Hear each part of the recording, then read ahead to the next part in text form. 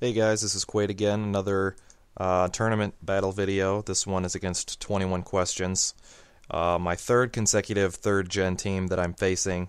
Each one has been a little bit different, but as with the other ones, he's always so bringing in Dusclops as well. He's kind of got a mishmash of the two previous teams with Milotic and Metagross and Swellow and Dusclops. But he's also got Medicham, which is scary.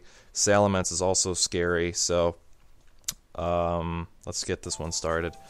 I kind of expected him to lead with Swellow. That seems to be a very common. Whenever people bring Swellow, it tends to be a good strategy. Sorry about that. But he doesn't. He leads with Salamence, so I'm kind of in a favorable position right now. He actually brings him back immediately. I was hoping he was going to try to come at me. I noticed he didn't Intimidate, so I figured he was a Moxie-Mence, possibly Scarfed as well, but I went for an Ice Fang, trying to knock him out. Of course, it does nothing to Metagross, so I go for an Earthquake. I just decide I'm just going to go offense. I'm going to try to knock him out and get an early knockout advantage here. I see he's got a Berry, which is, I wasn't sure what it was. It was a Heal Berry. It wasn't a Slack or a Pinch Berry, which is kind of nice. But he goes for Meteor Mash, which is going to destroy Aerodactyl. So I kind of am regretting not trying to set up the rocks, but I know Aerodactyl is going to be key for countering his Salamence just because he was so protective of it in that initial matchup. So I'm going to keep him back. I also didn't want to risk him to a Bullet Punch and just lose him in a silly way that way, because I don't think Earthquake would have knocked him out at this point, thanks to the health he recovered from the Berry. So there was really no sense in me keeping Aerodactyl in other than trying to set up the rocks, which might have been a better play based on how the battle went out, just to set up the rocks and sacrifice Aerodactyl that way. But again, if he had Bullet Punch, it would have been fruitless anyway. So I go for the sub, expecting a switch, because there's no reason for Metagross to stay in.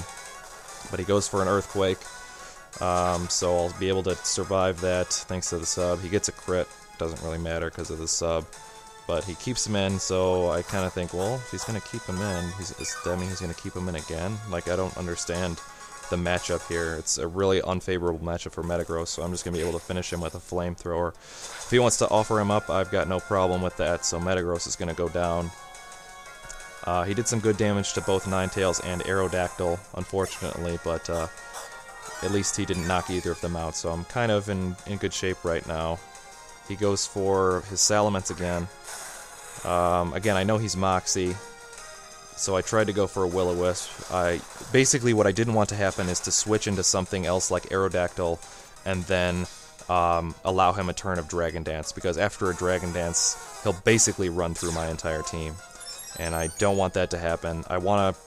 Sure, I could use the Fear Kangaskhan, but I don't want to use him that early because I have a strong suspicion that his Medicham is Choice Scarfed, because most of them are. So I already know he's going to try to pull him back, but again, I can't risk such a strong Salamence wrecking my team. So I did go for another Ice Fang, even though I expected a switch. The risk was too high to not Ice Fang a Salamence like that, especially at +1. So I'll let Dusclops take this.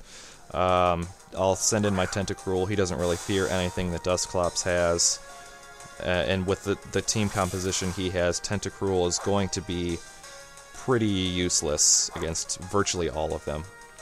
So the one thing he will be able to do is set up the Toxic Spikes, so he's going to allow me a turn of that, which I'm perfectly okay with. It's going to make my life a lot easier, moving forward, getting those poison out there. He's got a lot of grounded tanks and stuff, so I decided to go for Ice Beam to try to get some additional damage, because Scald in the Sun is not as strong as Ice Beam is. It really does nothing, so I'm like, well, I've got one turn left. I'm okay with sacrificing Tentacruel at this point now that the spikes are up. So I decided to go for a Scald, hoping for a burn, since it's not going to do much damage anyway. I figure 30% chance, and I do get the burn, so I'm feeling pretty cocky. That went the way that it probably shouldn't have, but ended up going anyway. So Tentacruel is going to fall to Dusclops here. But the nice thing about such a tank Dusclops that he's got going out here is that it's going to allow Victory Bell a turn of setup to basically ravage his entire team. So I immediately go for the growth. It's a natural play. Again, in this case, I don't mind getting burned, because the only Pokemon that he has that I would use Leaf Blade against is Milotic, and now that the Toxic Spikes are out, Milotic is going to get a defense boost. So it's worth the single turn of setup that I gain for sure against this Dusclops to just be able to run through his entire team. So you've seen this before. Here comes the Weather Ball fiasco. Dusclops is going to fall easily to Victory Bell, and thanks to Chlorophyll, Victory Bell is going to do a lot of damage to a lot of his team, just like in the previous matchup. So he goes for his Swellow, and this is the turn that I would like to have back. So he brings him out, probably trying to bait out some Life Orb damage or something. For what I can discern as no real good reason, I went for another Weather Ball. I should have gone for a Sludge Bomb. There's no reason not to in this case, but I went for another Weather Ball. He resists it. It doesn't do nearly as much. Sludge Bomb would take off well over half of Milotic's health. I'd be able to finish it with another Sludge Bomb and be on my merry way. Of course, it doesn't turn out that way. So Milotic the poison damage is going to come back. But if I had gone for a Sludge Bomb instead of a Weather Ball, Victory Ball would have basically had virtually another clean sweep on his hands. But because I went for a Weather Ball, I made a terrible mistake, and he's going to be able to phase me away with Dragon Tail. He's able to survive, just barely. He brings out my Nidoking, which is kind of nice because I know Nidoking will be able to finish the job. I really didn't want him to bring out my Kangaskhan, because that would have pretty much ruined everything. But unfortunately, Victory Bell only basically gets 2 knockouts instead of the 3 or 4 it probably should have had, and that's going to basically make all the difference at the end of the match here. So Milotic goes down. It's really unsettling. Like I said, that's the one turn that there are some other mistakes, but that one is the one that for sure would have helped me win. So Medicham comes out.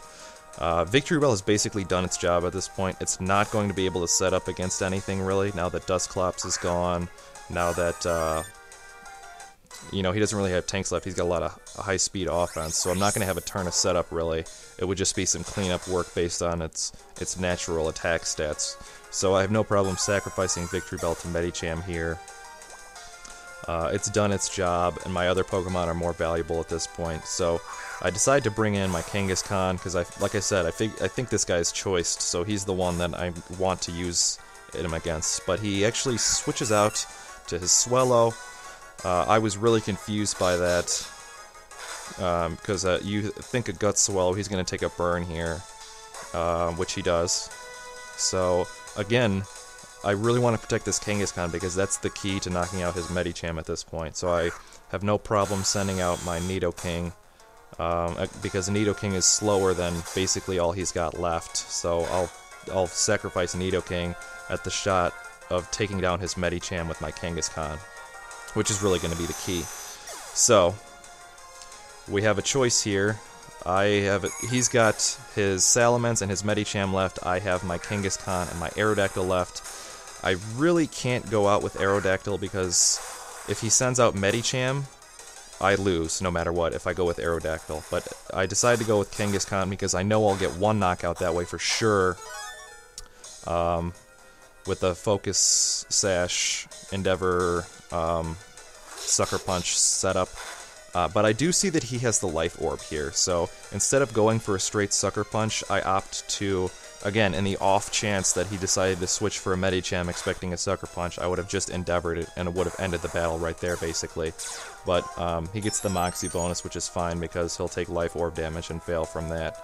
So, unfortunately, I've got my Aerodactyl against his Medicham. If he's not choiced, I might be able to knock him out. If he is Scarfed, then it's already over at this point. So, the safest play, if I had known he would have gone Salamence, I would have sent out Aerodactyl first, but I had no way of knowing, and sending out Kangaskhan at that point was the safer play. So, another really close one. That's one that got away from me. Like I said, if I could go back and use Sludge Bomb instead of Weather Ball, I would. But live and learn, I suppose. I haven't used Victory Ball all that frequently, so that'll be another. Hopefully I can get back into the championship, or wherever the two of us end up. If I can get him again, I won't make that mistake again. So down into losers bracket, so we'll see how it progresses from there. Thanks for watching. I'll see you guys next time.